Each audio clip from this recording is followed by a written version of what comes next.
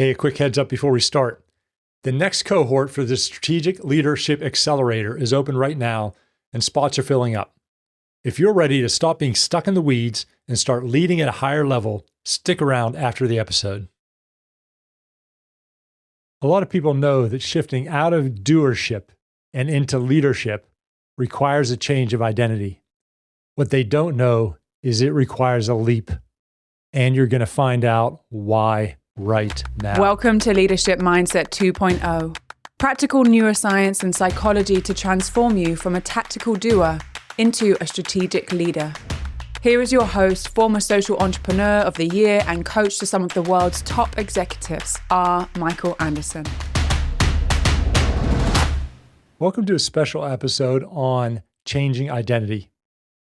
If you're like every other leader out there in the world, hint, you're not alone, you have an identity of a doer. For your whole adult life, and probably a lot of your child's when you were a child, you got praise by doing, whether it's setting the table, doing your homework, scoring well on a test, getting things done, making a customer happy, et cetera, et cetera. When you were focused, when you worked hard, when you were analytical, when you took ownership, you got promoted, you got a pat on the head from your parents, you got a attaboy, attagirl, you got praise. So your identity was as a good doer.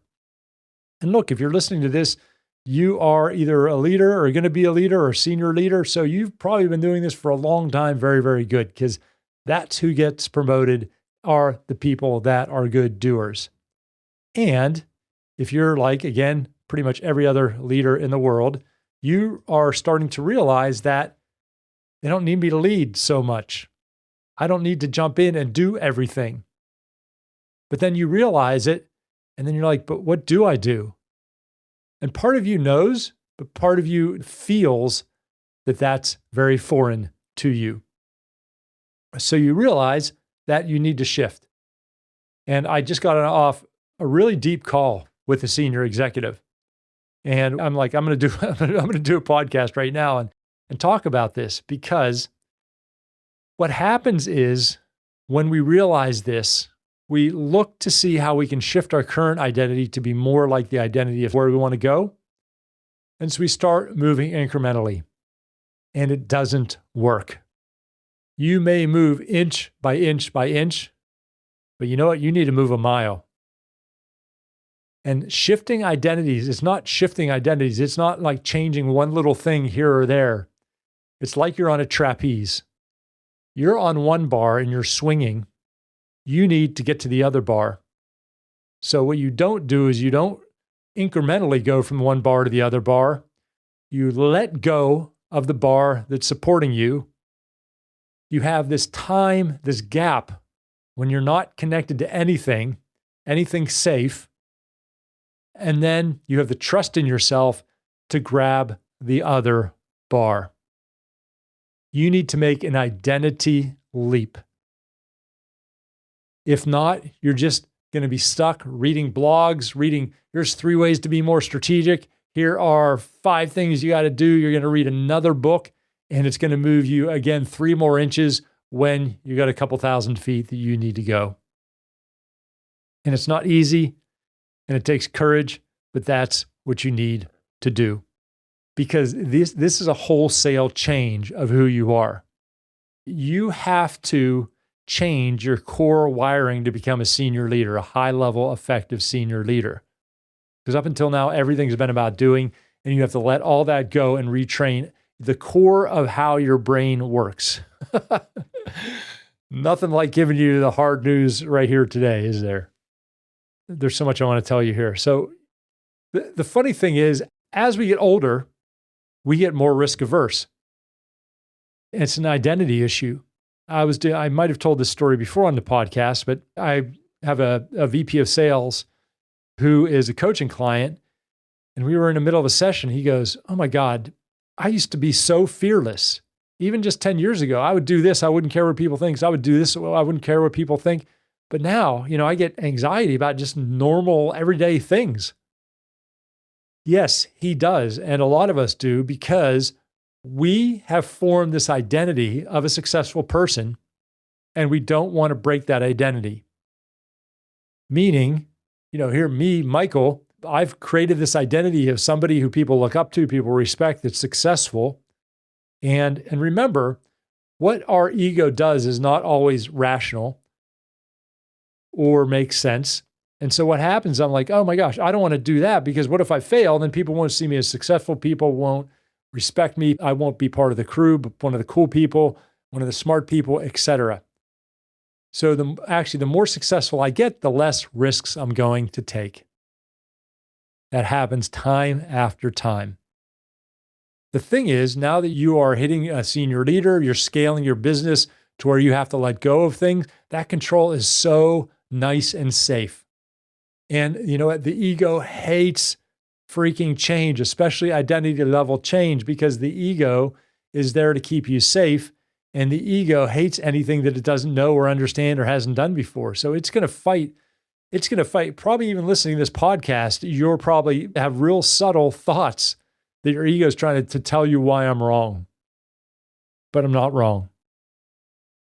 Your ego, and the call I was just on, she's like, how does this work? I'm like, you get clear about what your first identity is, your current identity is.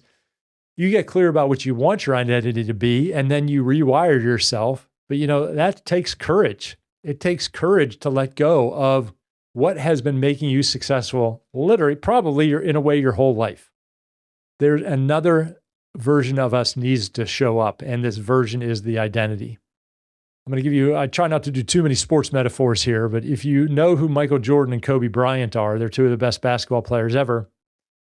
Michael Jordan had a trainer named Tim Grover, and Kobe Bryant was at a point, and Kobe is known for his work ethic. So what Kobe would do is just outwork everybody. Michael Jordan did too, but Kobe was this. And he was finding, I think he got to his earlier mid-30s, where his performance was going down. So what Kobe did is worked out harder, because since he was, I don't know, probably 8 or 10 or 12, all he did was work harder than everybody, and he was better than everybody. But he was starting to do this in his early mid-30s, and it wasn't working. So he hired Tim Grover, Michael Jordan's previous trainer, because Michael Jordan had already retired by then. And Tim watched one of Kobe's workouts, and Tim said, you know why your performance is going down? Kobe's like, why? You're working out too hard, Tim told him. Your body can't handle it. And what he did is he scaled back Kobe's workouts to a fraction of what they were, and he started gaining, his performance went way up. How is this the same as us as leaders? When you're young, when you're in your 20s, your 30s, maybe a couple years in your early 40s, you can work 50, 60, 70 hours a week. No problem. You can take on massive amounts. I'm not saying that's healthy or you should, but we can do that. A lot of us do. I did that. But you know what? My mid-50s, I can't do that anymore.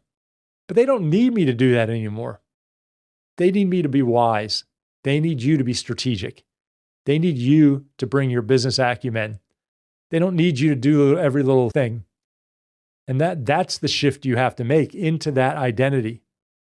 And that's hard, and that's scary. Sorry, I feel like I got all this bad news for you, dear leader, on today's podcast.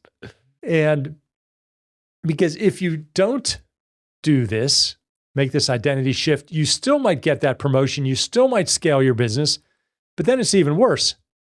Because what you've done is you propelled yourself into this new level, into this new position, running this larger business.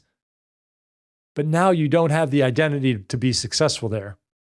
You're still going to be micromanaging. You're still going to be trying to control everything. You're going to be overworking yourself. You're going to be in a crappy mood all the time. Your kids, your spouse, your health are all going to suffer because you don't know how to be strategic and you don't know how to lead from that higher level. And you're not going to be effective. So you're actually going to hold yourself back. It's almost worse if you get that promotion or scale your business without making this identity shift first. However, even though you're leaping from one identity to another, your soul stays. It's still you. It's not a different person. You're still going to have your ethics. You're still going to have your values. Do you know how your ego sometimes plays with you on this? Your ego will say, I still want to be me. I don't necessarily want to do a leap. I just want to move incrementally because I still want to be me. It's still going to be you. That's just your ego trying to make up an excuse. If anybody or anything hates this leap, it's the ego, because it is not down with massive change that has been unproven. So it does take a leap of faith. And some people say, oh, well, if I move into a leader like that, I won't be one of the people. I won't be leading from the front, or I don't want to compromise my ethics and my values. Most people, ethics and their values are to impact a great number of people and to help as many people as they can and to keep growing themselves and to be compassionate and to be empathetic. So we need compassionate, empathetic, honest, ethical people at the top. That doesn't mean you don't need to be that. Some people have this story that when you move to senior leadership, that sometimes gets rid of your values. No, that absolutely doesn't. In fact, we need people with great values that are going to hold that line at the top of the organization. We need them there more than ever. And so that's my call to you. Be careful of your ego-based excuses. Yes, there's going to be fear, and you need to make that leap. And that's my challenge to you, dear leader. Where in your life are you trying to move incrementally, but deep down you know that you got to make this leap? You got to get clear about where you were at. You got to get clear about where you're going. You got to get rid of all these ego-based excuses, and you need to jump. Before you head out, if you've been thinking for a while now that you need to operate more strategically, but you haven't figured out how to actually make that leap, that's exactly what we work on in the Strategic Leadership Accelerator. Over 6 live sessions and a focused cohort, you'll run through the specific steps to shift you from doing everything yourself to leading and influencing with the kind of leverage that gets you to the next level. Whether that's a promotion, invitation to the board, or strategically scaling your business. Go to rmichaelanderson.com/strategic for a whole lot more on it. The link is in the show notes as well.